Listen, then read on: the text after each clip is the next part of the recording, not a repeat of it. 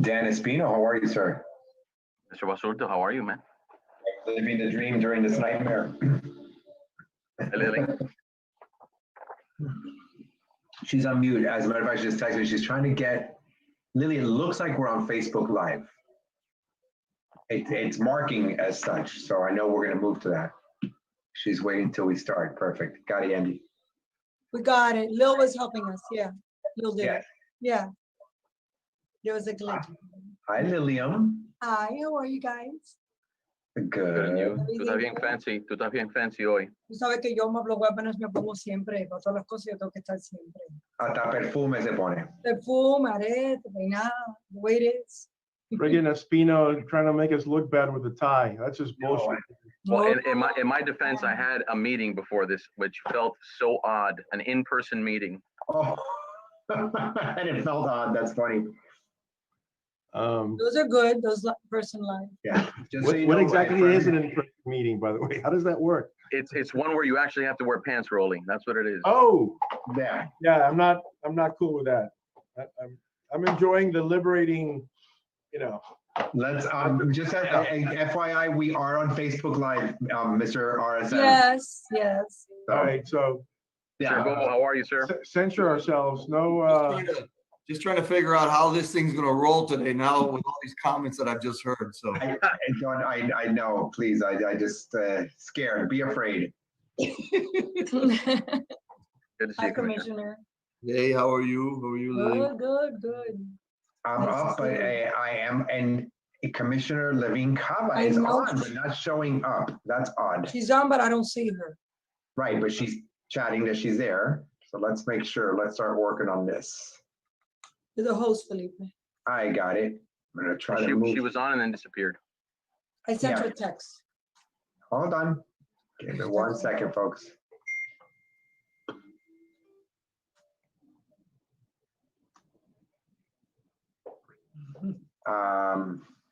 Let me hold on before I go into that one. Let me do it this way. Okay. Well, we've got a lot of great people on today. Mr. Benedict Corcho is there. Daniela, I hope this is the right Daniela. I'm moving you into panelist. Yes. Yeah, thank you. There Oh we my go. God. A plus. I am somewhat impressed with myself. Just saying that I am now. I mean, the only thing is that what have I learned during this pandemic is that I'm a Zoom master. Yes, he is. And that's why I always turn the everything to him, because I tend to be a little bit clumsy because I'm too fast. And when you're hyper and fast, you tend to make mistakes. Hi, Roland. that's how I live my life. I knew that was coming. I knew that was I coming. mean, I don't know how to go away from that. Yeah. All right. Yes. One more minute.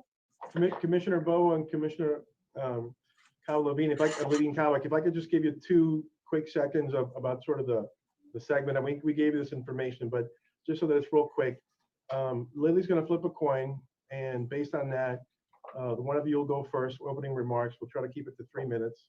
Obviously, the next candidate will go after that. And then we've cut it down into 9 questions, 3 of which I will ask, 3 of which Dan will ask, and 3 of which Felipe will ask.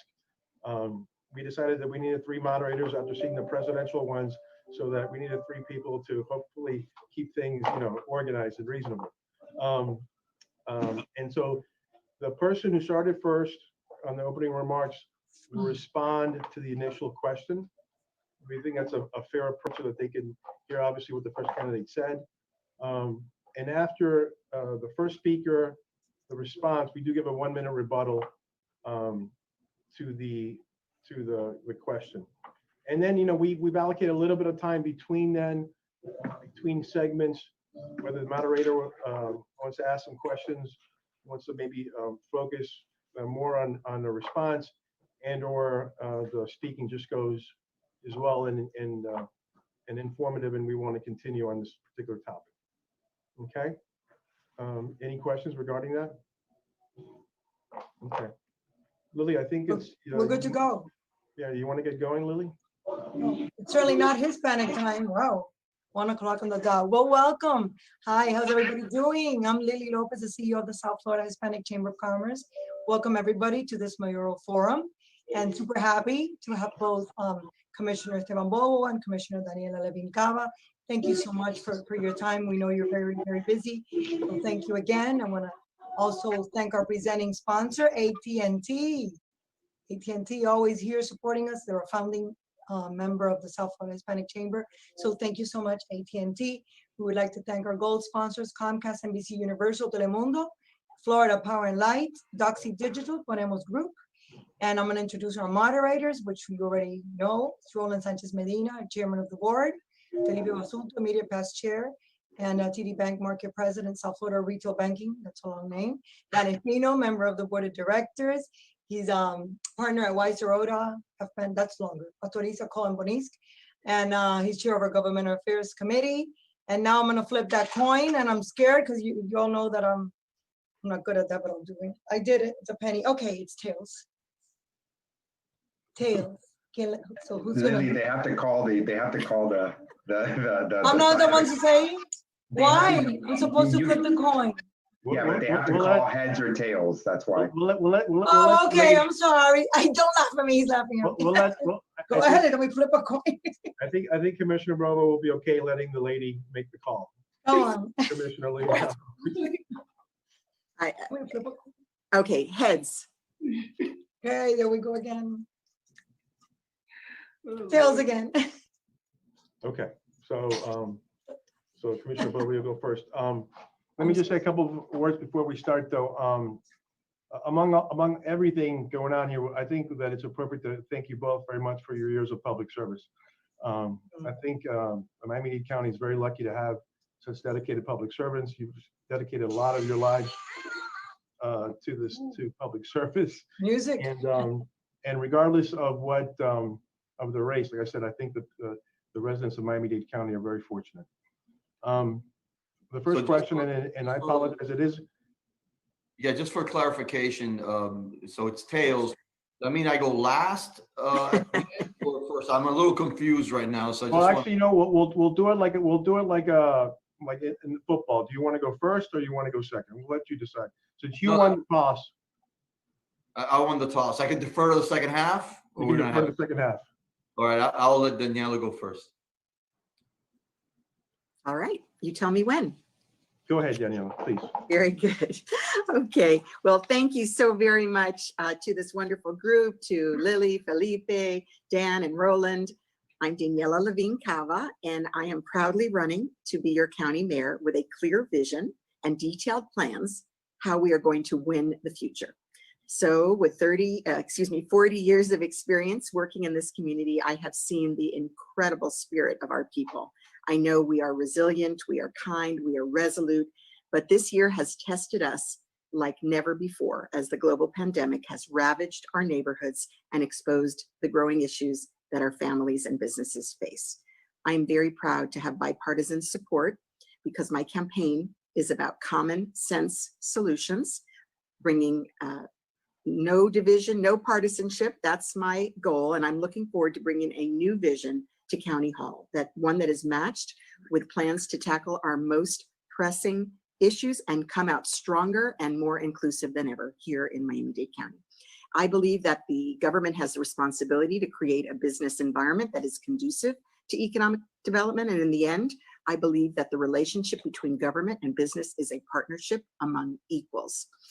I have a RECOVER plan. That's an acronym, and it spells out something for each of those letters. And we will increase access to capital for small businesses and startups by making our revolving loan fund permanent. We'll reform county procurement processes to make it easier to do business with the county, especially for women-owned, minority, and veteran-owned businesses. We will make Miami-Dade County's economic data more readily available so that all the businesses can take advantage and to inform your business decisions. And we will scale the business accelerator that I created in my district countywide so that we can help our businesses to thrive and grow. Miami-Dade County has a lengthy backlog of capital projects. We cannot afford to put these off.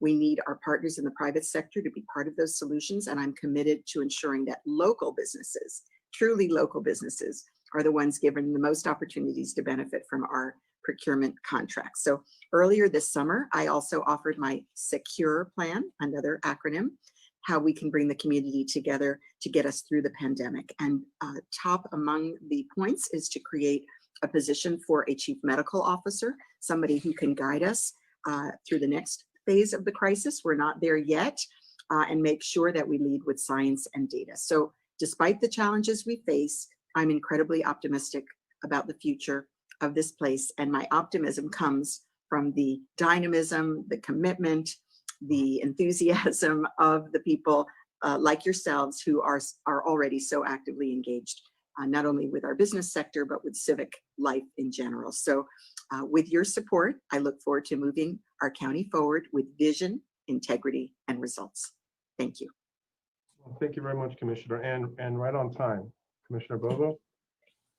Thank you, Roland, Danny, Felipe, and Lily, and obviously the South Florida Hispanic Chamber, and applaud your work in our community during this very difficult time, and that I know that you've been working with a lot of the smaller businesses. When I announced my campaign almost a year ago now, October 4th of last year, I did it in a small business. I did it there because I felt that county government had lost its way, quite honestly. County government had moved into spaces that was leaving the taxpayer, the homeowner, that business owner behind. I could not have predicted that COVID-19 would come and the ravaging that it has done to our economy. I also remind folks that many of the decisions that were made by government have led to this economic catastrophe that we have in this moment. It was government decisions that literally closed businesses down. It was government decisions that then closed businesses a second time around. That was very catastrophic for that small business owner and operator. And I know that relationship very well because I was raised in a small business. I saw my parents struggle to make ends meet. I saw my parents having to pay contractors first before they could take a paycheck. And I think that's an experience that many small businesses are very well acquainted with. You know, when we talk about, in every election this happens, narratives become perhaps more important than what we originally intended. I would have preferred to spend an entire campaign talking about transportation and housing and environmental issues. Instead, we have spent a lot of time talking about issues like COVID-19 recovery. And what does that look like? And I've said steadfastly that upon being elected mayor, not only do we work with all the cities in our community, we work with the chambers, but we also include small businesses to create a narrative, a plan that allows those small businesses to open in a way where they dictate terms on how they keep their customers and how they keep their employees safe. We do it in a way that we then hold them accountable, not the other way around, where government basically just draws up a plan and says, you need to enforce it. We're going to need to collaborate in order to get our tourism industry back. That's another sector of our economy that's been savaged by this economic downturn, government-induced downturn, where we're going to have to work together with the tourist industry to bring it back better than ever before in a strong suit. And we've learned a lesson with COVID-19. We need to diversify our economy. We cannot continue to just be dependent on the tourism sector for jobs and opportunities. We're going to need to morph and allow others to come in here. As mayor, I will work to go out of our realm to pick and choose and see if we could find businesses that could come and invest in Miami-Dade County so we could diversify. Now, it does take a lot of investment. It takes investment in infrastructure and others, and I'm sure that we'll discuss it further during the forum, but we need to be able to be ready to draw in the next Amazon or Google company that's out there so they can land in Miami-Dade County. Thank you, Commissioner Bovo.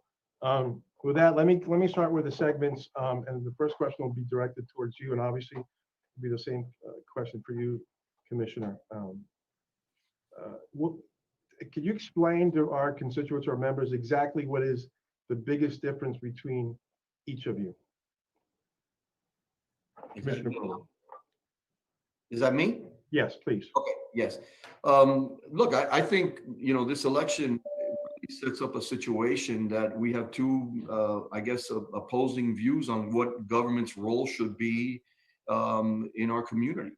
I feel very strongly that we've engaged local government as taxpayers, as business owners, to fulfill certain missions that enhance our quality of life. You know, when you talk about investments that we make as taxpayers, police, fire, you know, garbage pickup, water and sewer, park programming, making sure our parks are kept pristine. These are issues that we invest for quality of life issues. I feel very strongly that my opponent, although well-meaning, moves our county more into a social realm, into a social service government, which may be better suited for the state or the federal government. I think this is something that could be very dangerous. It's the same path that we've seen other major cities go down, and we see now the catastrophic results of those policies that go unchecked for a long period of time. It's those policies that lead to defunding our police department, creating a different narrative, a re-envision, a regurgitation of what our police department should look like, that I think in the long term stops serving the taxpayer. That's why people are leaving New York. That's why people are leaving Chicago. That's why people are leaving LA. I don't want to be any of those places. I want to be Miami-Dade County. Commissioner Cobb. Yes, thank you. So, you know, I'm a lawyer and a social worker. I've led organizations, larger and smaller. I ran the foster care system, the guardian ad litem program. I was at Legal Services representing people on immigration cases, children in the school system, and I started a nonprofit, which, you know, has a countywide reach. So I've spent my career working in communities, trying to lift up all communities and make sure they all had better quality of life, better opportunities to thrive, and so on. So I bring with me a lifetime of experience addressing the needs that everyday people have, and I'm proud to take that to County Hall. As well, I've been squarely involved with economic development as our liaison to the Beacon Council, to the Greater Miami Chamber, serving as a trustee level member for 30 years. In South Dade, we have a whole economic development strategy that we developed with a federal grant from the Economic Development Administration. I chair the South Florida Regional Planning Council. So my work has squarely been not only on a better vision for the future for the county and for all of us, but also on collaboration and planning and innovation. So, you know, that's what we need right now. We are entering a new economy, a new phase of our economy. We cannot rely on the old methods. And I will bring with me all of those relationships, all of the work that I've done to cultivate, you know, those who can bring us fresh ideas. You know, look, they're coming from New York because they want to be here. We have a major company we just invested in, relocating here, was just approved at yesterday's board meeting. We welcome new jobs, new economy. So as far as taking care of people's needs, this is what we need right now. We are in a situation where people are in a tailspin. We have maybe 3,000 evictions in the pipeline. We have so many mortgages that people might not be able to pay. We don't even know how many are in the pipeline, the businesses that have shuttered or scaled back. We need to be hands-on. This is the time to rebuild out of the recession stronger, with infrastructure dollars, putting people to work in those jobs, re-employing people. And that's what I'll do as mayor. That's what I bring. Thank you, Commissioner Levine-Cobb. Commissioner Bova, do you want to respond to her? Well, again, I think those social programs are fantastic. And if you want a social worker for mayor, I think she's a great choice for that. But the reality is, you know, some of her policies put a strangle on small businesses. You know, when you ask restaurants to open at 50% and her immediate counter is to do it at 25%, it fails to understand that even at that 25% opening, that restaurant still has to pay 100% of the rent, 100% of the utilities. You know, it fails to understand what the small business person goes through on a day-to-day basis. And I think, you know, economic recovery begins with engaging those small businesses. Those businesses that sometimes are not members of chambers, in order for them to be able to operate and open. I represent many of those kind of businesses in my community. I've seen what government can do when left unchecked. And the people are leaving New York. You know, they're leaving because the policies in New York has just wreaked havoc in those places, just like in San Francisco, just like in LA. May I respond? Certainly. Okay. I just want to mean, say the segments, you know, we do allocate 10 minutes. And so. Well, I just had a brief comment, which is to say that, you know, I listen to the science, I listen to the physicians, and We opened up too soon initially. You all know the cases spiked. We had to close back down again. So I consulted with physicians. Now things are going better, knock on you know what, because school's opening and everything else. So if we can continue with the precautions and keep the positivity down, then we're on the course that we need to take to open further. Thank you very much. And so, Commissioner Levine-Cava, this question will be for you first, and it's a little long because it's from one of our members, but please just bear with me. The implementation of 5G communications will usher in a new era, not just a faster, more reliable personal communication technology, but a revolutionized technology frameworks that will see improvements in critical Miami industries like aviation and logistics. The deployment of 5G has the possibility of improving government services and the related experiences of residents by using new connected technology to facilitate automation. Becoming a smart county may even serve to further make Miami-Dade a technology hub. What will your administration do to accelerate the deployment of 5G in Miami-Dade County? That's the actual question. Thank you. Okay. Just wanted to give a little bit of background. Well, thank you so much. Yes, as you say, so much is dependent upon this interconnectivity, and this is truly infrastructure now. It fuels our synchronized traffic lights. It'll fuel our automated vehicles.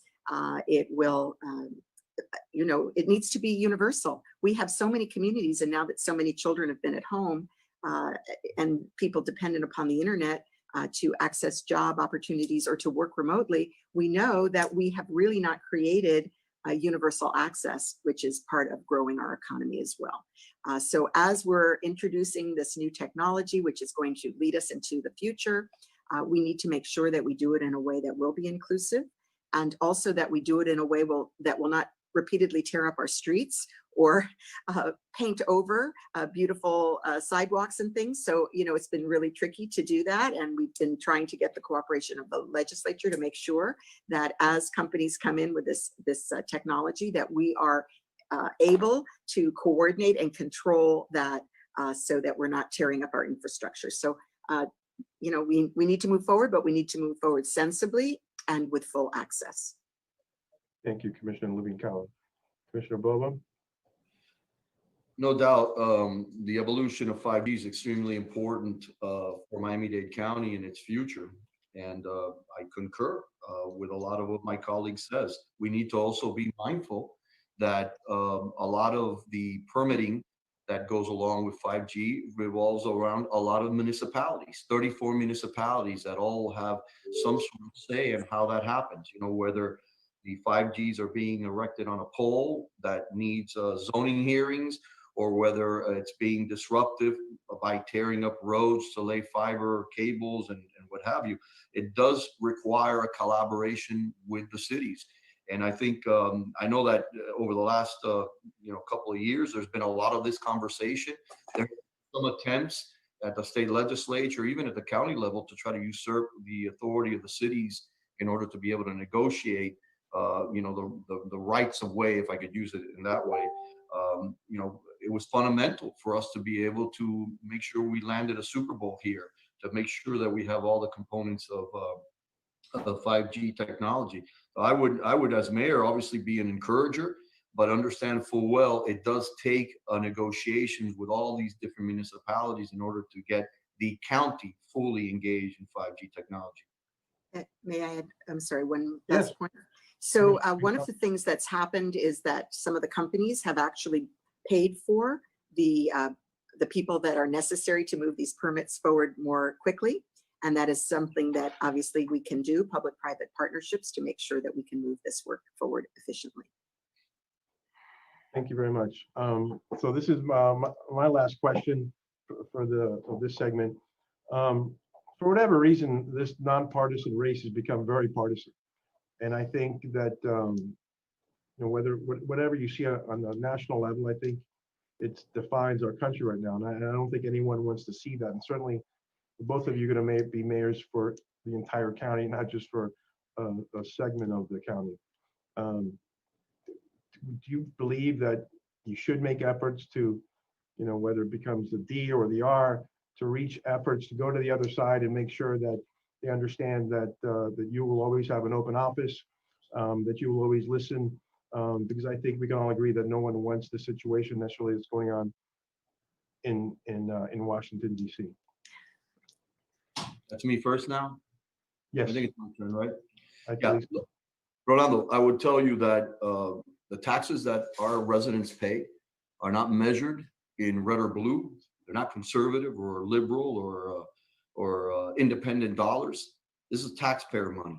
Services that we render as a county are not measured in areas. Do you invest in a liberal area or a conservative area? You know, we have to serve all in our community. For the most of my life in my public service capacity, I've been in nonpartisan capacity. I've never in one instant asked a person that walked in through my door that needed some sort of government service, whether A, they were even a voter or whether they were Republican or Democrat. That's not even part of the conversation. You sign up to serve our community. You know, it's unfortunate the atmosphere that we're living in. It's unfortunate the fact that, you know, and it has to be stated, the Democratic Party of Miami-Dade County has made it a point to turn our local races into partisan affairs. You know, they are pounding me away on a daily basis with every innuendo that they could possibly do. My opponent won't stop that. She won't put the brakes on it. I mean, they've almost called me a pedophile. I mean, that's to the point that it's gotten. And it's unfortunate. It's really unfortunate because what it does is turn voters off completely. You know, the fact that they're trying to turn these things into partisan affairs is going to hurt us long term. And if we don't put a brake on it, if we don't stop it right in its tracks, this is going to continue, not just at the county level. It'll happen next year in the city of Miami. It'll happen in every single local race in our community. They'll turn these things into partisan affairs, which will not serve our public and our community for the better of the good. Commissioner Levine Cava, please, response. Sure. Well, I'm a new politician. I have only served for 6 years, and I chose to run nonpartisan because I think that's what the American people want. They don't want partisanship. And certainly when it comes to local issues, whether we build the roads or whether the buses arrive on time, these are not partisan issues. Unfortunately, we're in a partisan, hyper-partisan time because of the presidential election. And you know, let me say that it's my opponent who has labeled me consistent with the national labeling of being so-called, you know, radical, which is, of course, so far from the truth. I've enjoyed support across the aisle. I have many prominent Republicans supporting me. I have Trump supporters and Biden supporters supporting me. I'm extremely proud of the fact that people know that I'm honest, that I bring a common sense approach, that I'm fair and balanced and study the issues, and that's why people support me. So I'm going to continue that way as mayor. I've spent a whole lifetime building coalitions, building collaboration across the cities, which are also nonpartisan. So, you know, once November 3rd passes that threshold, we'll be back to business, doing as we've always done, serving the people, which of course we're still right here doing it every day. We just had a board meeting today. It was not a partisan discussion. So I'm here to serve. I'm very proud of the support, and I'll continue to work across the aisle just like are asking us to do. Yet, as I said it earlier, this is, can you take the background off of me real quick? As I said it earlier, yeah, just, I want to make sure, and I'll take my little minute here to be able to show this, because I think it's important. Well, as he's doing that, potholes are not partisan. Caring for our residents is not partisan. Transit is not partisan. No, don't worry about it. Don't worry about it. Look, the reality is, and I've already stated that our service is nonpartisan, but the reality is that the Democratic Party is spending millions of dollars in this race, and it's never been done before, ever been done before. And if you really want it nonpartisan, then you should put a stop to it. You should request them to stop doing it, because what they're doing is hurting our community. If we turn our Miami-Dade County, our government, into a partisan affair, unfortunately, we'll fall into the same traps that they do in Washington, where nothing gets done. You know, you do it at the election, sooner or later, you'll do it in the governance also. And that's a mistake, and we shouldn't be allowing it. And my opponent is fundraised with Governor DeSantis, and that clearly was a partisan effort as well. Fundraising is one thing, Daniela, but what you're doing and the stuff that your campaign is doing as far as accusing me is really, really, really shallow and very low. And if I was you, you know, I'd ask them to stop doing that. You should ask them to stop doing it, because it's not right. It's offensive, to be perfectly honest. You take down radical Daniela? we Radical can compared talk to a about it. pedophile? You're comparing, I'm sorry, I did not accuse you of being a pedophile, so, okay, Yeah, I'm yeah. okay. You know, it's okay. Let me be clear, not a pedophile. Listen, notwithstanding those issues, I mean, we're very fortunate to have such articulate, intelligent people on our commission. Like I said, and either way, we're gonna be very lucky. With that, I'm gonna hand off to my other co-moderator, Felipe Basulto, to ask his questions. Thank you very much. Thank you, Roland, and thank you both. Great to see you both, and thank you for participating. And so, like we said, we'll continue with the same themes. I have a couple for you as well. And who ended the last one? Because after that dialogue back and forth, I'm not even sure whose turn it is anymore. And by the way, if I interject, I will interject, and I have mute control, which I would hate to enforce, but I'm not running. You guys have been amazing. I've seen you multiple times debating, and you guys have been amazing. But we want to keep it that way. But Roland, who's next first on my question? I think I had gone. Okay. I mean, look, I think both of you, this is gonna be great. That we're going to go ahead and actually work through this. So we have a couple of questions that might be coming in through as well, which I will be picking up through the chat box or the Q&A section. So the first one, though, is going to be about economic recovery and economic development. So that's the general theme overall. We recently hosted our Hispanic Heritage Summit, which is always about our economic development in Miami. We heard from the port, we heard from the airport, obviously two of our biggest economic drivers in Miami-Dade County. And we also heard from the Beacon Council talking about multiple industries. So I just want you to take us through what your plan is for economic recovery. Daniela Levine Cava, I know you had a plan, but I'm actually going to go to Commissioner Esteban Bovo first, because that's, I think, where we left off. No? So go ahead, Commissioner Bovo. Okay, I had stated earlier, I think what economic recovery looks like is, number one, you engage the businesses that you have right now, you encourage and work with them directly so they can keep their customers and their employees safe. If they open at 100%, so be it. I think that's good.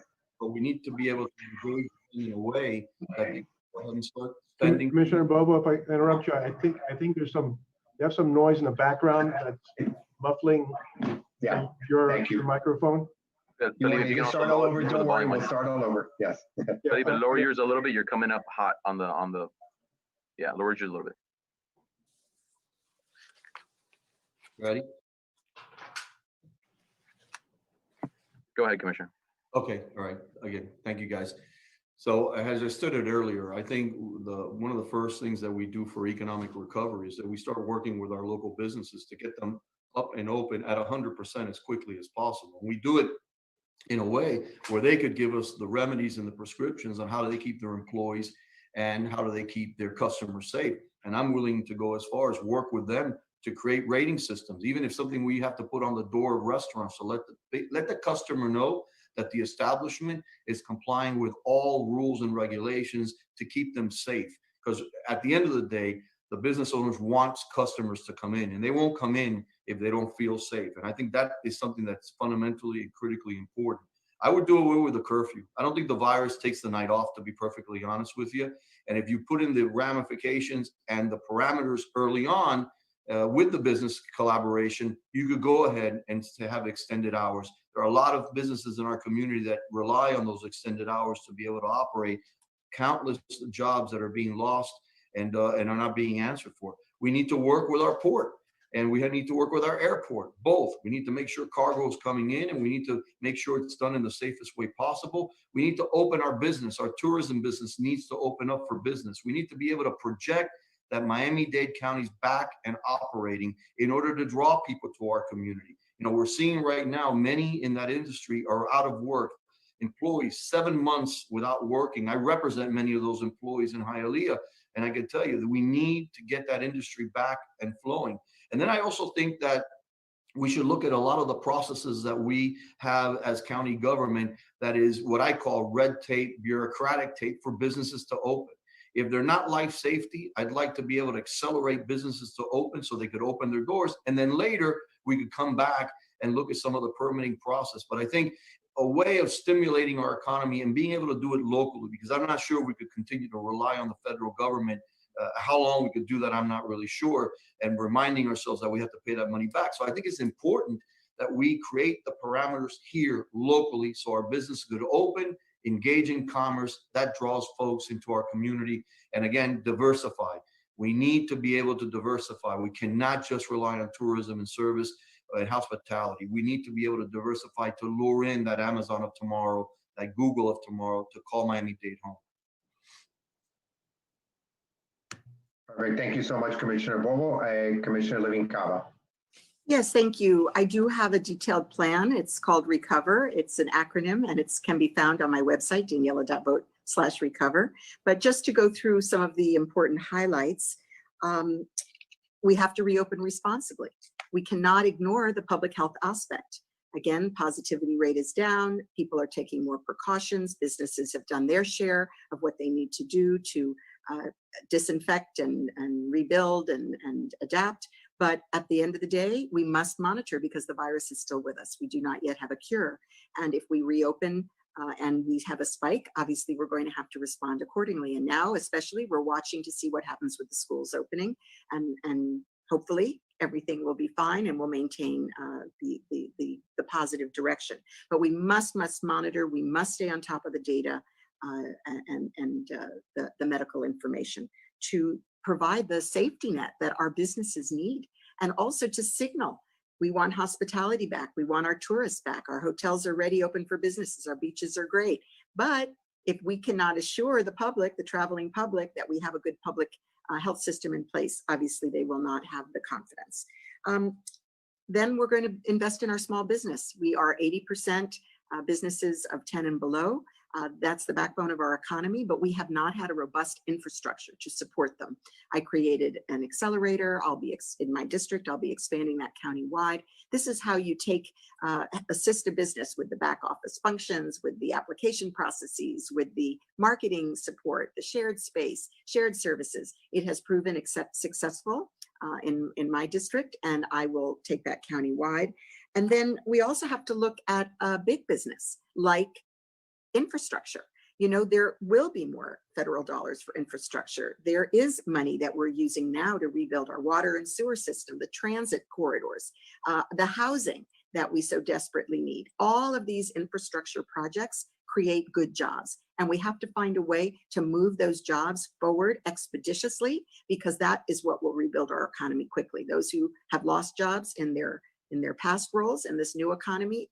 You know, I visited yesterday the plumbing union. They have spaces available to train people for those good jobs. They're paid during apprenticeship. The elevators, the escalators, local jobs cannot be exported. We need to double down and get people into those jobs while we're building up the infrastructure that we need to sustain our economy. And then to diversify, yes, more manufacturing is clearly something that we've lost and need to rebuild. FIU Metropolitan Center has just come out with a study. I was part of a call with them, I think it was yesterday, again, talking about what we could do to bring back manufacturing, even as we work with our financial services sector, our agriculture, and obviously #1 cheerleader for hospitality, and that still being our #1 industry, everything we can do to restore trust.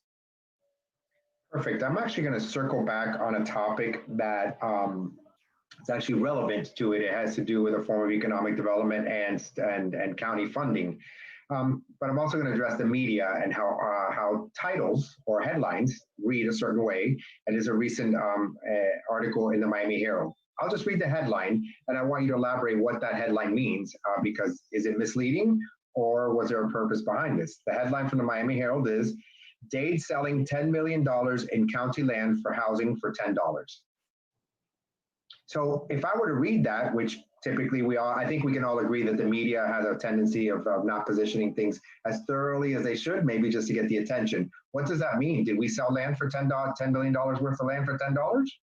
Levine, I'm going to come back to you, Commissioner Levine Cava, and then I'll come to you, Commissioner Bobo.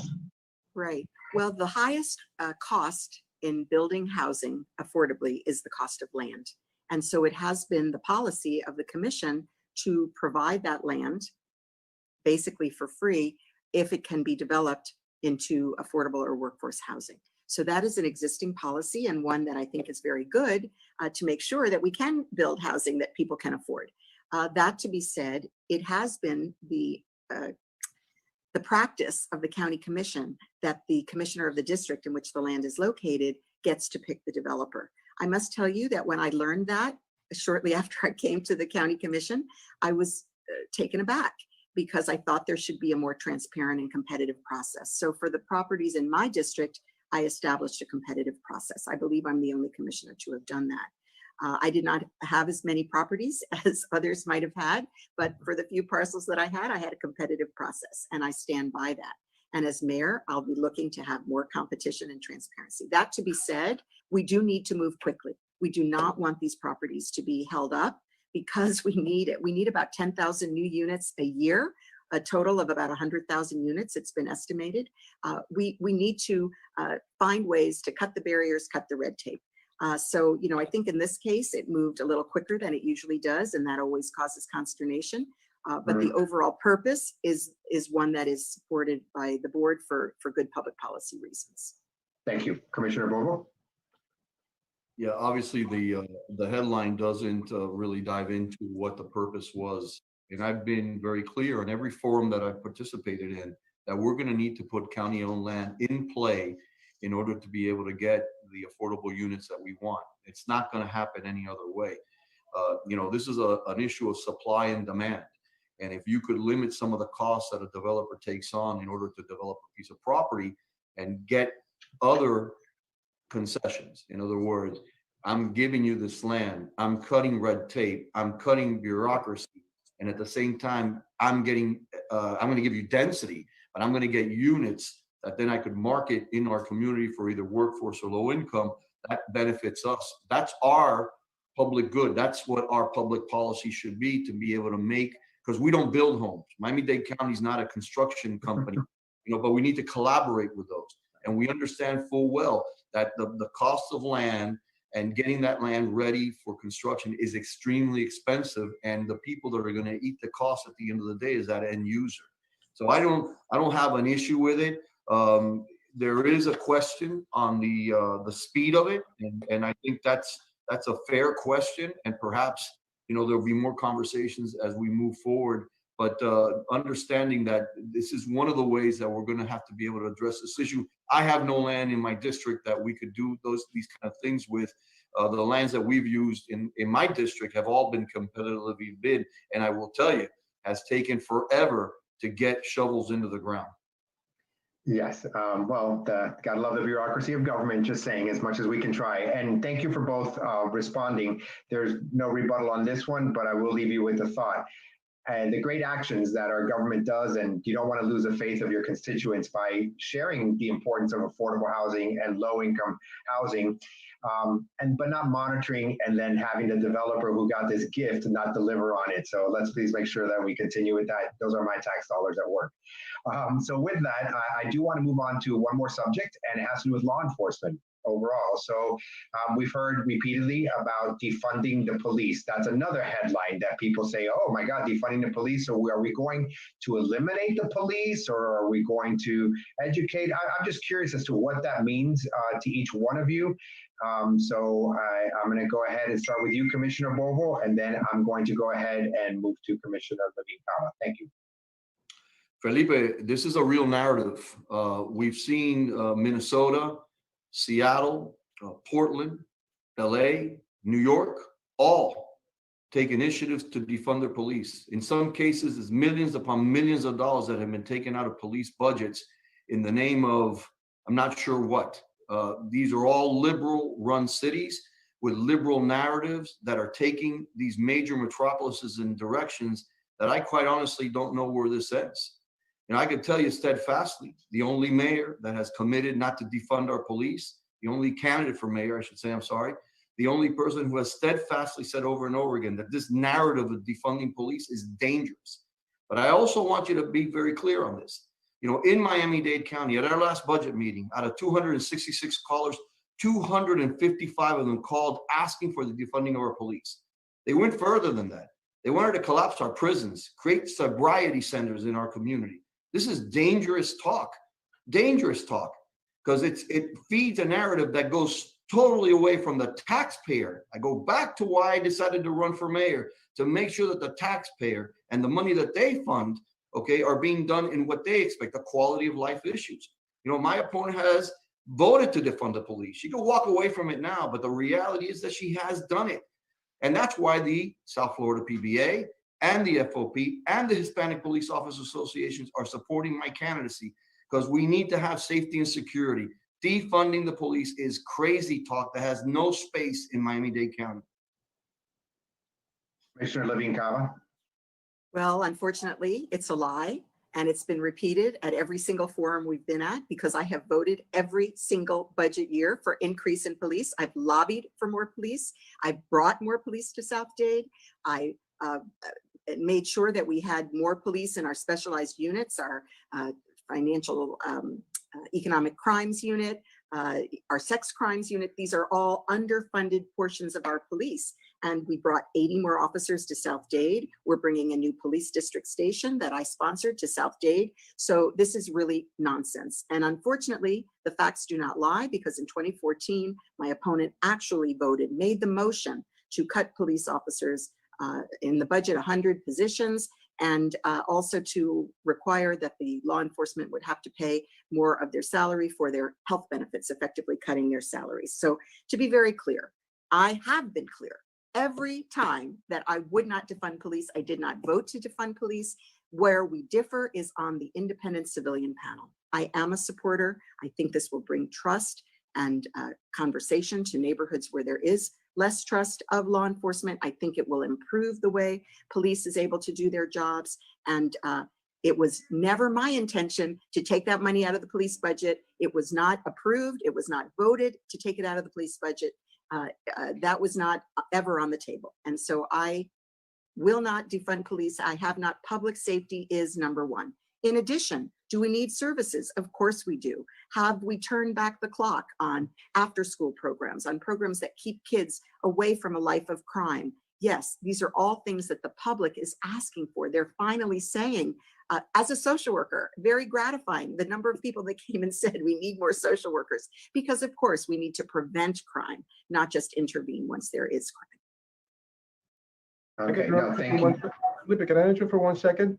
You had your time, Roland, but if you want to encroach on mine, you're more than welcome to. I'm going to give you additional time. I'm just curious though, but I think, can you both agree that I don't think defunding the police is an option in Miami-Dade County? But can we agree that it's a local issue though? And so whatever happens in Portland or whatever other city, you would assume that the constituents there think that for whatever reason it's necessary and viable. I mean, Commissioner, I've gone to, I don't know how many countless homeowner association, how many different coffees, how many residents that I have visited, and people are concerned. They're very, very concerned because they see the narrative. Okay, they see it in our budget process. They see people calling and asking. They see demonstrations that have banners say defund the police. They go further, abolish the police. If you don't think it's a conversation that is happening in Miami-Dade County, then you're missing something. And I would be more than happy to send you droves of information that show it. It is happening in Miami-Dade County. And I have steadfastly, we're not going to defund the police. I haven't ever done it. All I've done is support the police, including saving their jobs in difficult moments. So, yes, thank you. I have not brought in these other cities. I'm not looking to emulate what's happening in any of these other cities. I believe that we have an outstanding Miami-Dade County Police Department. I visited the training center. I was so very impressed that we actually have a nationally recognizable model that we should be exporting because they are working so hard to address these issues that have come up in our community head on. I can't wait for others to learn what I learned at that training center last Friday. And, I maintain Miami is Miami. We're doing a unique job here. We have a very diverse police force and they're doing a great job.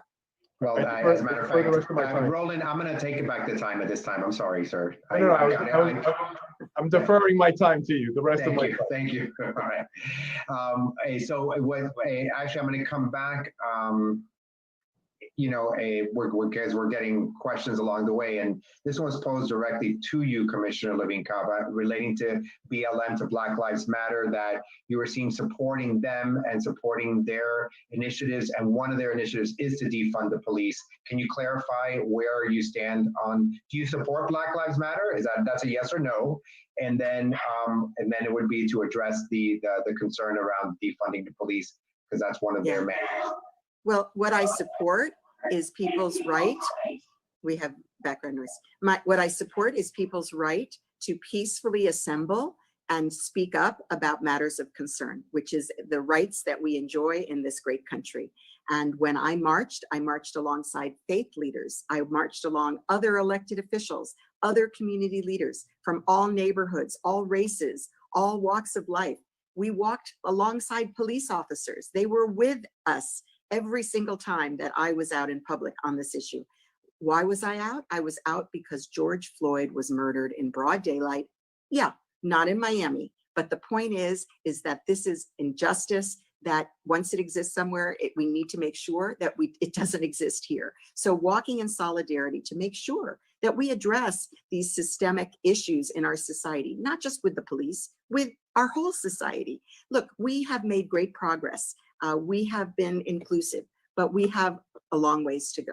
So what I believe in and what I was marching for was to make sure that we have justice across all our communities, and I will stand by that, along with, by the way, Mitt Romney and Barack Obama. So just to show that at a national level, this was something that was very mainstream, not fringe at all, not radical.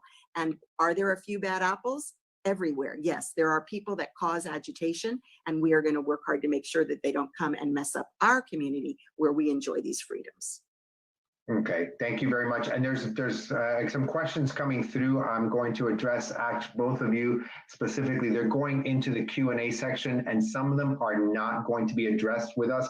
If you cannot address them here, Lily, I think we can pick up the Q&A specifically and circle the questions back to our members, the answers. There's one that's specifically going to be around support for people with disabilities, and I think there's one about COVID and plasma. I read it very briefly. I don't want to undermine the question.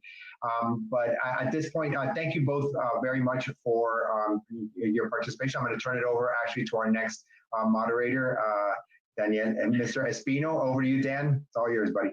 Thank you so much, Felipe. Commissioners, hello again. So, of course, in the spirit, everything is going through the lens of COVID, but a lot of the issues will come back. So with businesses shutters and office buildings lying vacant, commuting has drastically reduced. And so too has traffic. But as things return to normal, that traffic is going to return, and our streets and our highways are going to return to the congestion state that they were before COVID. The next mayor is going to have the opportunity to begin full implementation of some of the phases of the strategic Miami Area Rapid Transit Plan, commonly known as a SMART plan. So, and that's going to have some challenges. So will you make that a priority of your administration, and what steps will you bring traffic relief to those busy transit corridors that Miami-Dade County has? And that is, Felipe, who was the last one to set off? That was, I think it's Commissioner Bovo goes now. Yes, Commissioner Bovo goes now. Yes, first, yes. And Danny, I had, I think I said earlier, there might have been another forum. They all kind of bleed to each other at this point. I had said that before COVID-19, I would hope that the conversations that we were having were about transit and housing and environmental issues, which I think were the three most important issues that stood out. You know, as a commissioner, I've worked extensively on the area of transportation. I've not only created other sources of funding mechanisms that are not tax raisers, that uses funds from natural growth and tax increase, tax value increase to be invested into transit, because it's extremely important to understand that transit is expensive. It is not a cheap proposition. In order for us to be able to fulfill the visions of having transit to all our corridors, transit to take you where you want to go, is going to require an investment. In some cases, federal money. In some cases, it'll take public-private partnerships. It's important to lead on this issue, and I've led on this issue. And I've supported the effort to make sure that we get rail down south. by doing BRT first, the building block, the foundation that we need in order to get to where we want to. The stations that now are going to be built that are going to allow at grade or level platforms on a train-like system that'll hopefully get us to where we want to go to with the density needed, the requirements needed, that we could get the federal help for that. Going to the north, we want to make sure that we have some sort of system that goes into our stadium. It makes no sense at all not to have it, but understanding, Danny, every mile is $100 to $120 million a mile of elevated construction if we wanted to do Metro Rail. We have to have a transparent conversation with folks in our community. Uber and Lyft are a reality in our community because I brought the legislation forward. 30,000 jobs created from Uber and Lyft alone, as well as alternative in transportation. My opponent voted against it. She didn't like the idea of Uber and Lyft being here, so she voted against it. 30,000 jobs would have been left on the table. That's her economic stimulus plan in the future. We need to lead on this issue, not just vote no every time a project comes because it looks too costly or it's not the perfect project. We need to lead on this issue, and I've done so since I've been on the Board of County Commission. Thank you, Commissioner. Commissioner Limon-Cava? So the only answer to traffic is world-class transit. We need to have our choice riders, people who have a choice to get out of their cars. So I ride Metro Rail from Dadeland downtown because that's preferable to sitting in the traffic that I see below me on US 1. We don't have corridors like that throughout. Most people rely on buses, and our buses are woefully inadequate. Plus, you have to wait in the rain or the sun to catch those buses, which may not arrive on time and are scheduled at big gaps between them. So we have to do both, look at the transit dependent and the choice riders. The 6 corridors are moving forward, albeit slowly. The South Dade corridor was promised rail, just like other corridors were promised rail. But not only that, the study, which I was intimately involved with and participated in, would have supported a at least incremental rail to the Cutler Bay area, and it was not allowed to even be considered at that level. It was rushed, and so we're getting BRT, which I voted against, but which will be better than the current system and will move more people. The stations are being designed to be convertible to rail, but my opponent put in a very unrealistic threshold of ridership before we would even consider converting to rail. So we have to be diligent, and we have to be carefully monitoring the situation to move forward. In addition, we have added the 836 striped bus lane. That was MDX funded, and that was muscling MDX to get it done, and that is an improvement. But North is now coming in the bids. Obviously, we have Northeast, we have the beach, but last mile and buses are critically important. So we've got a Better Bus project that was put together as a public-private partnership with the Transit Alliance. It is a great plan, but because of COVID, it was upturned. And I'm asking actually Mr. Bova, who chairs the Transportation Committee, to put it on as a discussion item at the next committee meeting, because it's really critical that we move forward and understand how we can have more frequent service on those routes that are the most utilized. As far as Uber and Lyft, I ride Uber, I ride Lyft. I don't have anything against the company, except when they come into town and claim that they have there's no authority of the county to regulate them, and they operate without any oversight. And the bill that came forward really gave them a pass. So here they are, they're now following the rules, and of course, along with the taxi industry, very valuable. Thank you. Thank you, Commissioner. Commissioner Bovo, care to rebut? Yeah, the legislation on Uber and Lyft legalized them. That's what they did, and helped us bridge that first and last mile. But it wasn't I don't know, to her liking. The point is that 30,000 jobs would have not been created if she would have led on this issue. It's important to understand that the issues in our county are going to be, we've planned, and it has nothing to do with her or me because we weren't here around, or we weren't doing these things. But 30, 40 years ago, the way they planned our county have condemned us to have to make very, very difficult decisions, and costly decisions in many instances. And in order for us to be able to achieve that world-class transportation that we want to, it's going to be expensive. I don't make the rules as far as federal money is concerned. They make it. I don't make it. They're the ones that set the threshold on how many riders, because you're competing, by the way, with other people all over the nation. So in order for us to be able to get to where we want to get to, like I said, federal help in some places, public-private partnerships in other areas, we funded ourselves in other areas. It's going to have to take a mixture and understand that transit may look different in different places depending on the mode, the right of way. I think it's going to get done. And to answer your original question, yes, as mayor, I make transit a #1 priority. May I respond? I have a couple of points. I want to say about Uber and Lyft. The problem was that we had information that children were riding unaccompanied with adults in these vehicles, even though that wasn't official policy. And there was a place, I think it was San Antonio, that had done, or maybe Austin, that had done background checks and made it part of it. And this was not included in the legislation. Children are riding with people that we have absolutely no information about their background, and that was a concern. Also for the, you were going to talk about disability riders. There was an inadequate attention to making sure that we had the ability to, for those who need wheelchair accessibility, that was not covered in the legislation either. So those were things that were watered down and were the reasons that I was concerned about the legislation. Okay, so but I think that's very, very good, because maybe you didn't pay attention to the debate at that time. The reason that they didn't address the disabilities is because Commissioner Sosa at that time wanted to make sure that it didn't encroach into STS, which provides a lot of that service. That's one of the reasons. And we did have a background check baked into it. In fact, we had hours of testimony and conversation on it, and it was adequately addressed. That's why the majority of the board supported it. That's why we've had 30,000 jobs. That's why you can use today Uber and Lyft. Well, I Thank you, disagree Commissioner. with the outcome. Thank you.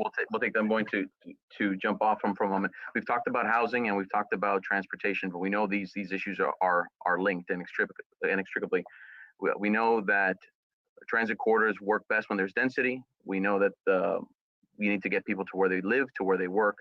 And so what funding solutions, what zoning solutions are you going to bring forward in order to alleviate the tensions in those corridors insofar as housing, recognizing that beginning at the next year, that pipeline of evictions and foreclosures is going to start to burst, and the pressing need will be more pressing than ever.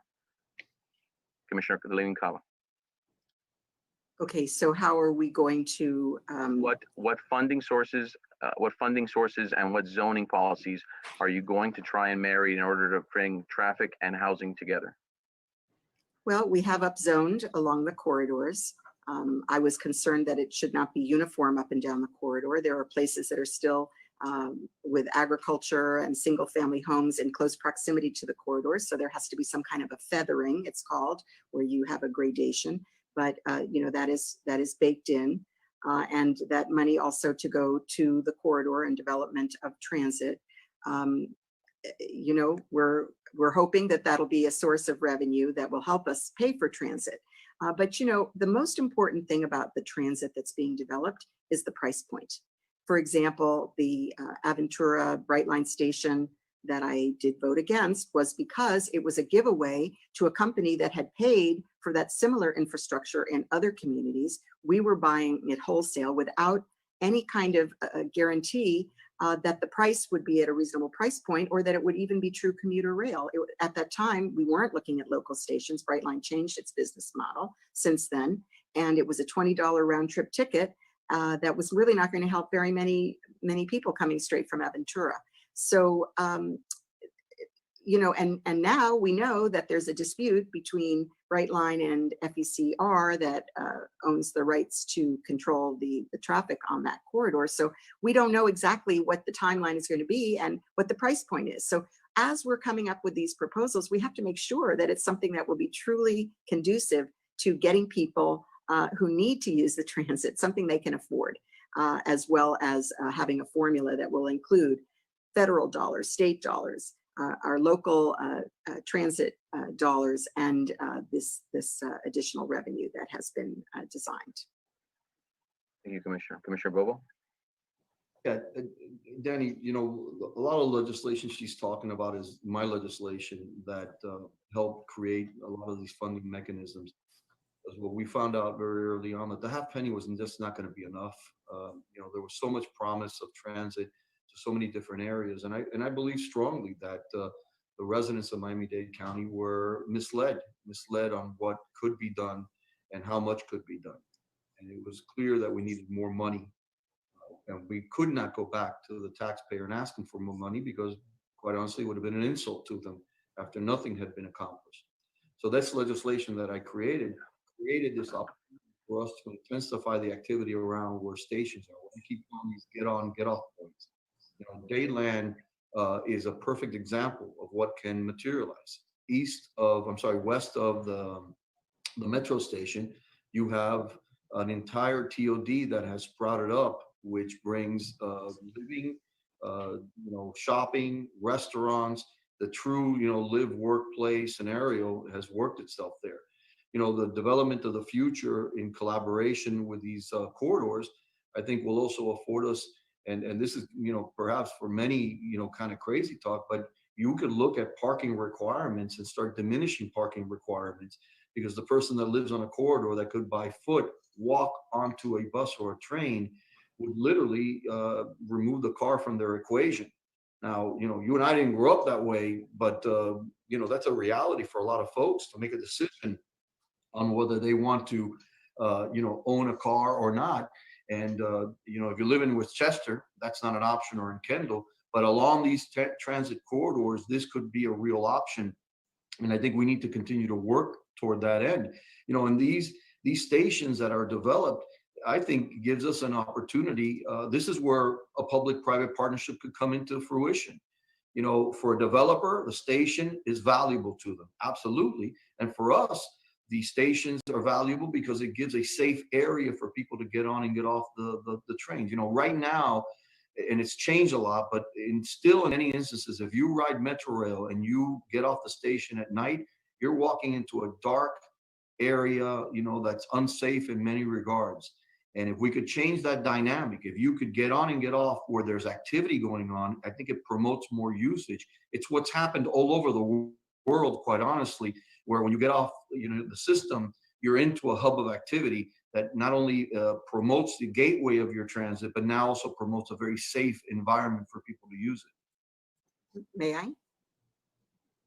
Yes. I'd like to bring up another matter, which is bicycles. So mobility options now, obviously more so than before, people realizing the benefits of bicycling. You can't even get a bicycle because they're in such hot demand. I have actually the first protected bike lane that was built in the county with county dollars in Cutler Bay's urban center. And I had to work really hard to cut through the red tape as a county commissioner with dedicated funding that we had from a grant to get that facility built. So we need to continue to change the parking requirements that reduces the cost. Make sure that it incentivizes people to come up with the other options to utilize transit. And the bicycle facilities, we're going to have the Underline, the Ludlam Trail, other key trails, but if you cannot get there safely, and just on a personal note, my husband was bicycle commuting and was knocked off his bike by a car, broke his arm, broke the bike. And as a result of that, we came up with a strategy to work with our police to better train about the roles and responsibilities of all of the people on the road, and hopefully to improve safety as well, which is obviously we do very poorly in Miami-Dade County for bicycle and pedestrian safety, and we need to address that. I want to be an equal opportunity interrupter, and I'm just curious if either one of you know of municipalities that are models in transportations that you've seen. Are there any other cities that Miami-Dade County should be looking at? Well, I hesitate to talk about other cities, but I think in this case, we can definitely look to some other models. My daughter commutes by bicycle in Washington, D.C., and they've added a lot of bicycle mobility, as well as the buses have more capacity for bikes, because that's a combination sort of a thing. Denver, and I know that there was a trip to Denver. Denver has very excellent bicycle mobility options.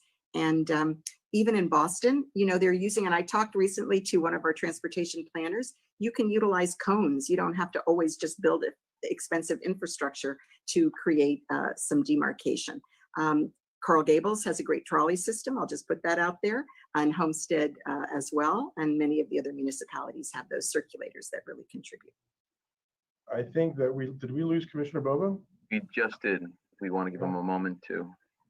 Because we don't have 5G. But I'm I had to. I had Thank to. you. Thank you. I had to.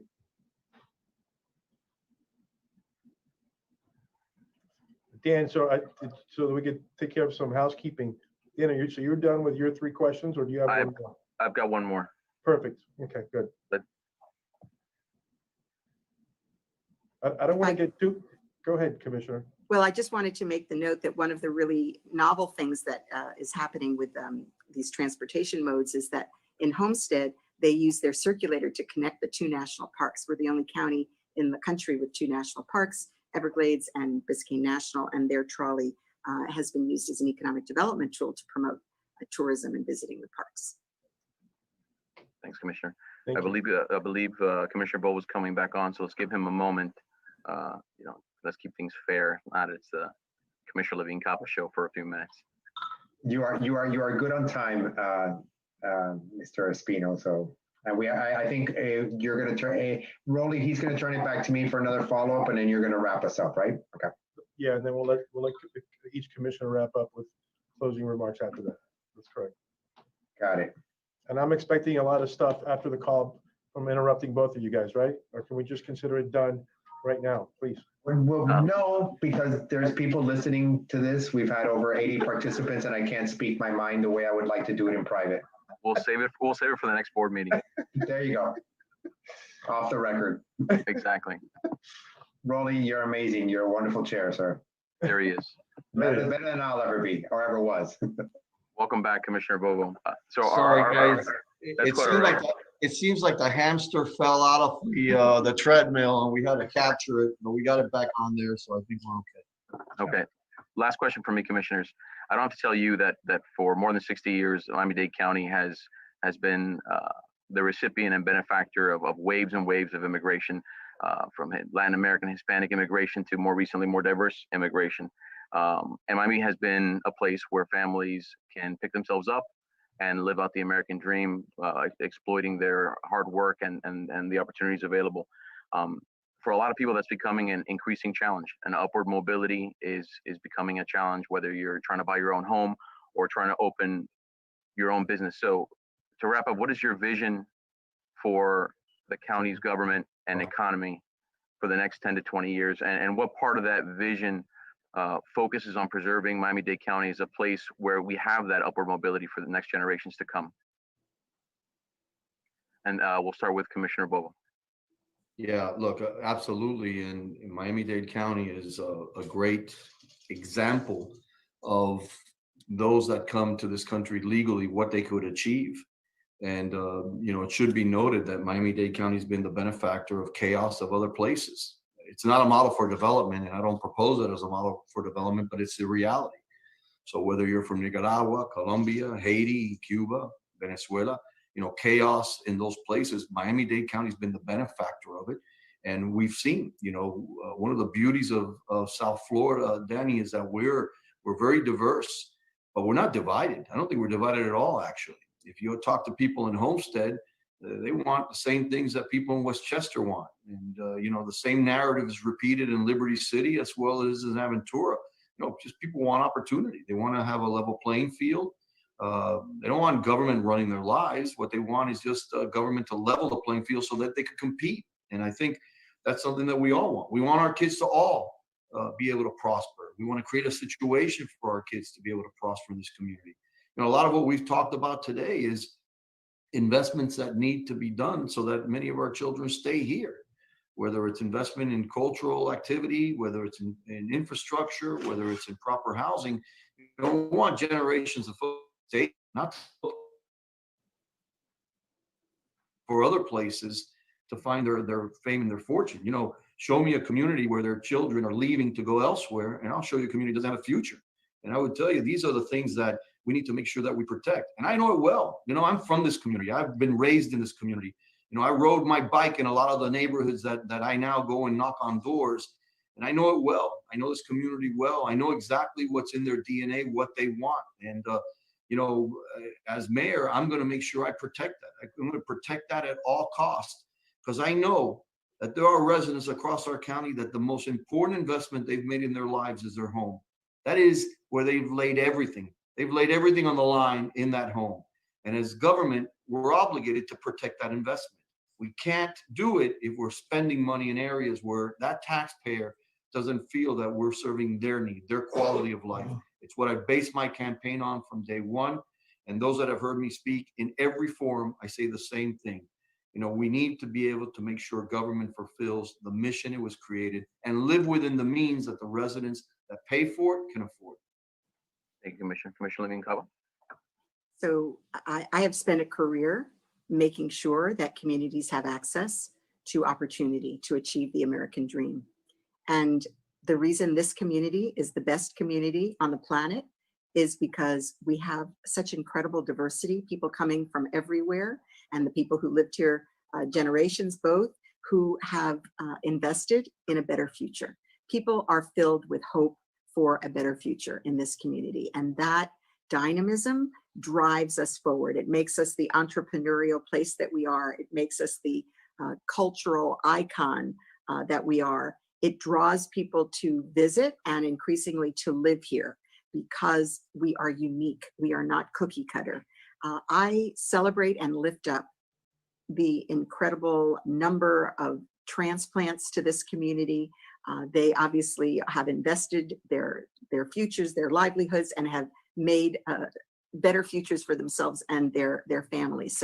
So many have achieved the American dream right here and still coming with that hope in mind. So I am very excited about this topic because I think that's what sets us apart from other places. I think that we need to really play it up. It's not just the sun and the fun and the beach, the national parks, which happen to be part of what I like the most, but it's the fact that you can go from neighborhood to neighborhood and learn about the cultures, learn about the history, the food, the music, the art. And our Convention and Visitors Bureau embraces all of that. The marketing for this place is very much about the cultural diversity, but I think it's not only a draw for people outside of our community, we're not doing enough right here to celebrate and learn from each other. And I think we coexist here, but I think we could do a whole lot more to actually celebrate and include each other. So I think that's what's going to make us a dynamic place going into the future, will set us apart, restore our tourism. We're going to have to put the reset button here, rebrand. But again, at the end of the day, economic opportunity is what has made this community so great for so many. And that has been my life's work, not just economically, but now environmentally. So let's just say that's our greatest opportunity. One of our greatest threats is what's happening with the environment, climate change, sea level rise. And I am the only candidate who has seriously dedicated myself to the proposition of making sure that we do everything in our power to be sustainable, to be resilient, to protect our waters, to protect our air, and protect our open spaces. And that is a critical part of our future as well. Thank you, commissioners, for answering my questions. And Felipe, back to you. Thank you very much. I'll take it back from here and then I'll pass it back over to our chair. So thank you again both. And Commissioner Levine-Cava, I'm actually going to come to you, and you're on the same subject of what I wanted to address, and it has to do with our environment. So I'm glad that you're all for that, but how many municipalities is it again? Because Miami-Dade County, you are not the czar and you are not in charge of every municipality, and they will not 34. allow you to do everything that you want to do. So with that said, we've got Biscayne Bay, we've got parks, we've got Everglades. Talk to us about the environment and what is your plan in order to work on sustainability efforts in Miami-Dade County? Partnering with all 34 municipalities. Yes, thanks, Felipe. So let me go back to the fact that collaboration is my middle name. And in my district, I've worked very closely, not only with the 3 cities, but the North and the South, Pinecrest to Florida City, to work for 6 years to solve problems together, work together collaboratively to bring together an economic development plan and so on. And that's what I've done in my whole career. is build coalitions to solve problems. And for sure, the 34 cities have not enjoyed a strong working relationship with the county. And that was revealed so sorrowfully around this COVID situation, because the county was treating the cities as stepchildren in this matter, an afterthought, instead of being at the table to solve the problems. That is not how I would do it. Just as I've done in the South, I will do county-wise. I will push the reset button on relations with the cities. And again, I chair the South Florida Regional Planning Council exactly for that reason, so that our counties can collaborate. So, that is exactly what I bring to the table. As to the specifics, we need to be, as a county, the visionary. We need to be the regional planning hub. We have resources that the cities do not have to understand what's coming down the road. When we did the 100 Resilient City initiative with the Rockefeller Foundation, which I worked to persuade the mayor to be part of, I have to say, and that was a partnership of the city of Miami Beach, the city of Miami, and the county. And of course, many of the municipalities got on board. But the point is that the county has a unique role. And I use the example of post-Hurricane Andrew. The county stepped up and said, okay, we need to redo our building code. How are we going to build back stronger? And the cities, they look to the county as a leader. But right now, the cities have been doing a lot of innovation. We cannot just dictate to them. They have to be part of the conversation, the solutions, and they need to work together too. So every year in Tallahassee, the cities go up with their special water projects. They don't collaborate necessarily city to city. The county is often behind, not even getting the water projects that we need. And that is ridiculous. As we move to convert septic to sewer, we need to have a countywide strategy. We need to work strategically. What are the areas of greatest peril to our bay, to our beaches, not each one for their own. So that is how I will lead to get us through dealing with the pollution issues, dealing with the resilience issues, the building issues, to bring people together for a common vision and plans that will benefit all of us. Thank you so much. Commissioner Bobo? Yeah, so I've been a city guy. I served in the city council of Hialeah for 10 years and very well acquainted with the battles between the city and county. In fact, a lot of the work I did as a commissioner, constituent style work as a commissioner, was to run interference for both city of Miami Lakes and Hialeah, and to make sure that road projects were being done in my community, making sure that the funding that they needed in our community was being done. Because in many cases, the county, if left unchecked, it was one of the first money. We were receiving many of my colleagues went on a spending spree, not taking into account that cities needed help.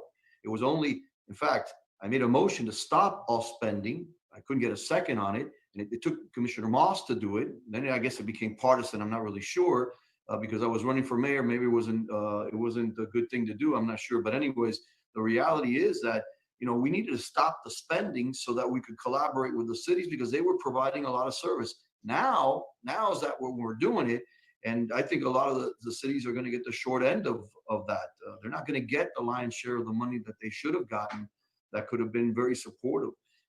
As mayor, I've said the first thing I'm going to do is sit down with the mayors of all 34 municipalities and administrators. We're going to collaborate because as we move forward, particularly on COVID-19 recovery, we're going to have to collaborate. We're going to have to work together. We got to be on the same page. When we deal with issues of septic tanks, understanding that there's a lot of cities that the septic tank problem is even bigger than in most places. So then we're going to have to collaborate with those cities on how do we work with residents to get off septic tank, get on sewer. And it's going to need a dialogue between mayor and administrators, mayor and mayor, in order to get it done. So I'm very well acquainted with the city functions, the limited sources of money that city has. By the way, the reason a lot of these areas have incorporated and became cities to begin with is because they wanted better service that they weren't getting from their county. That's why Miami Gardens incorporates. That's why Doral does it. Pinecrest does it. That's why Miami Lakes ended up doing it. And it wasn't for social services. They did it because they needed better quality service, more police, more fire, more garbage pickup, code enforcement. So to me, it's fundamental, this collaboration, this conversation that goes on in our community and it has to be able to be bridged between its leaders. You know, having this dialogue, what happened during COVID, where there seemed to be a lot of confusion. Well, the only people that paid the price for that was the residents of Miami-Dade County, not the elected officials. Thank you. Thank you both. We're going to leave it at that. Personally, I do want to share, I've had the pleasure of knowing both of you for many years, and we are fortunate to have two great candidates running for mayor to make Miami-Dade a better county. Good luck to both of you, and over to Roland Sanchez. Thank you, Felipe. Thank you, Felipe. Real quick, this is just 1 minute response to the one question from Lily De Moya. There's an 80% unemployment rate for individuals with developmental disabilities. Do you have a plan to try to have those people employed? Commissioner Bovo, please.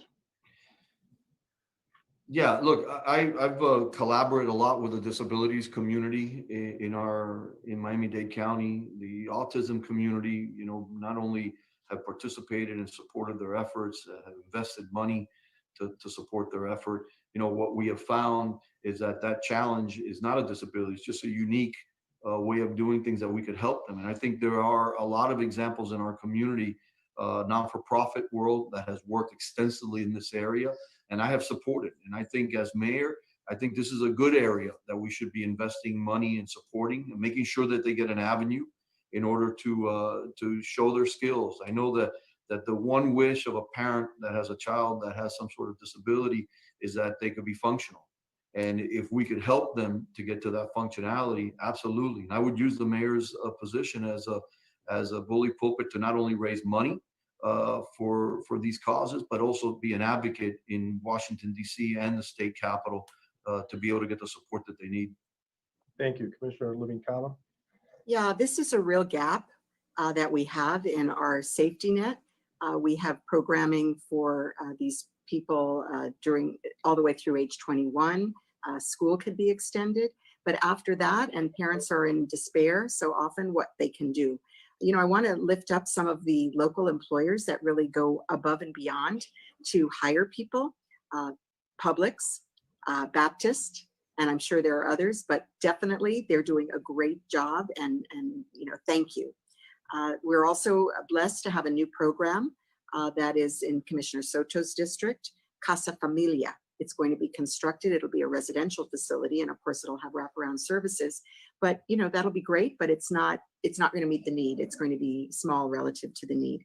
Greg Bush, a friend of mine, has an adult child that, well, an adult son, and he created a program called Nature Links, and he worked with the parks and different entities to try to get more employment opportunities. And really, it was very, very difficult. So I think, and I work with NAMI, the National Alliance for the Mentally Ill. They have a great program, the Key Clubhouse, which I was part of as well, for those with mental illness. And it does a great job also placing people for jobs. So I think we have to lift up all of these examples, and we need to find ways to make sure that we enhance them and expand them. It's so hard to find out information in Miami-Dade County about programs like these. And that is part of what, as a social worker, and by the way, thank you to my opponent for acknowledging that if you want a social worker, I'd be a good mayor. So I heard that earlier in the conversation, because these programs need to be coordinated so that we can really take care of all of our residents. Thank you. Thank you, Commissioner Levine-Cava. We have about 5 minutes left. Can you give your closing remarks? Give about 2.5 minutes, and then Commissioner Bovo. And let it not be unsaid, as Felipe said, thank you for your public service. We're very lucky to have you both in this endeavor. Thank you. Absolutely. Okay. So you want me to go first? Oh, wait, I'm sorry. You're right, because you started. That's true. Yeah, so Commissioner Bovo, I think you should start. Let her finish. Not a problem. Guys, again, I want to thank you for this opportunity. Commissioner Cava and I have been now, I don't know, multiple forums since the beginning of this election, and I do appreciate the dialogue. I do appreciate the conversation in our community, and I hope our participation elevates the level of discussion in our community. You know, we're at a crossroads. We're clearly at a crossroads in Miami-Dade County. And this decision, like every election, has its consequences. Every election is important, no doubt about it. And I really believe it has nothing to do with me or her. It does have everything to do with the residents of Miami-Dade County. And where do they want to see their county go? How do we recover from this pandemic? How do we get our businesses back open? How do we get back to January where we're literally at 1% unemployment in our community? And who's going to be able to best guide that economic recovery? And who's going to be able to make sure that they protect the taxpayer as we move through this? When the tail end of COVID comes through and the economic ravage it's going to do to our budgets, it's going to take a steady hand to be able to work to make sure that we're not raising taxes. It's going to take a steady hand to make sure that we're investing in the services that the residents of Miami-Dade County fully expect. We need to be accountable to that taxpayer. And at the same time, I also want to say that, during this period of time that I've been the commissioner, I've gained this unbelievable respect for the public servants that we have, the daily public servants, those public employees of our county, the ones that have helped during hurricanes, shelters before and after, during this pandemic, during Zika. Our county employees go beyond the call of duty in many, many instances. I have profound respect for all of them. I want to be the leader of this county so that we make sure that everybody in this county has a voice. Everybody in this county feels that they've had a level playing field. I don't want government to be tilted one way or another. And as your mayor, I commit not only to do that, that'll be my solemn oath as the mayor of Miami-Dade County. And again, thank all of you for this opportunity. God bless and stay safe, okay? Thank you, Commissioner Bovo. Commissioner Levine-Cava, you get the last word. Thank you so much. Well, this election poses clear questions for the residents of Miami-Dade County about who we are as a community and who we wish to become. And in the 40 years where I have served and called Miami-Dade County home, I've come to know the spirit of our people. We are resilient, we're kind, and we are resolute. 2020 is our opportunity to elect a mayor who appreciates these characteristics and who also will make the concerted effort that we need to invest in the people and unlock our full potential. I have always believed that growth begins from the ground up and that investments in the previously forgotten corners of our community will create the rising tide that will truly lift all of our boats. It's not enough for public officials to merely pay lip service to these beliefs. So you deserve, as a mayor, someone with a clear set of plans, someone who will make them a reality and plans to ensure that our community will reflect these values that we live by. So my vision for our future is very clear. Greater access to capital for small businesses, investments in green energy and infrastructure, uprooting the longstanding racial and ethnic inequalities that have been apparent in County Hall, a greater coordination with our state delegation so that we can ensure that Florida make sure we get the contributions that we deserve here and that we do not take our people for granted. And these are the initiatives, the same ones that I've fought for my entire life. I have the record to prove it. So as county commissioner, I have championed the creation of $50 million first-time homebuyer loan program right here in Miami-Dade County without raising taxes by one penny. I created a small business accelerator program that's given businesses in my district unparalleled access to the kinds of resources that they need to grow their companies, create more jobs. And as your mayor, I promise to scale it and make it county-wide. And I'll also prioritize the health of our environment because I understand that it is inextricably tied to the health of our economy. We can create good paying jobs by championing clean energy infrastructure development as well. So I'll make sure that the benefits of those jobs stay here, and we'll do it by strengthening our local hiring mandates so that businesses like yours can compete for those opportunities. What I offer is a departure from the status quo. I offer you clear-eyed leadership and bold solutions. I offer unity, cooperation, collaboration, and if you believe that everything is going so great right now and that there isn't anything Miami-Dade County should try to do better, then I'm not your candidate. So if you want a mayor who will lead with conviction to meet the challenges we face, then I believe I am the candidate for you. And so despite the many challenges we face, I am incredibly optimistic about the future because of people like you that are working so hard every day to bring about the changes that we need. And I hope I have earned your vote. Thank you. Thank you very much. Thank you very much. And I'm going to let Lily actually get the last word, but I will say that how lucky we are to have 2 pictures of Lily for the panelists to enjoy. Not just 1, but 2. We're very lucky. Go ahead, Lily. Roland, thank you. Here's the penny that I had to flip. Anyway, thank you so very much. Who wants a colada? We need a cafecito at this time, right? I know.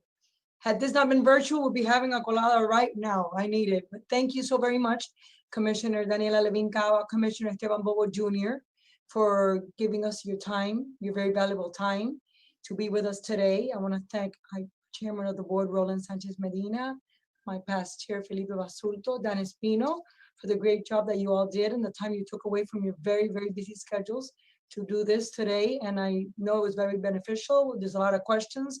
I learned today, because I'm not very techy, and I learned how to copy and paste a question and then we'll send it over. That's one of my handicaps, but I can do the talking.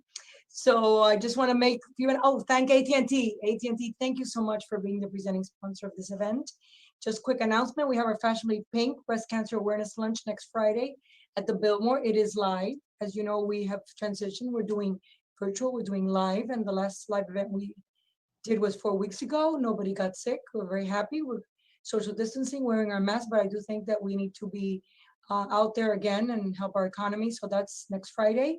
And then we have our Sunshine Awards coming up on November, then the Women in Partner Embracing Women Awards, then time for the holidays, and going to be very busy and doing more webinars and trying to please everybody, all of our members, those who want the virtual and those who want the live event. And don't forget also to tune in to my show, A Business Minute with Lily Lopez. Love you all. Thank you. Thank you very much. Thank you, Commissioner. Thank you so much. Thank you. We value your time. Bye.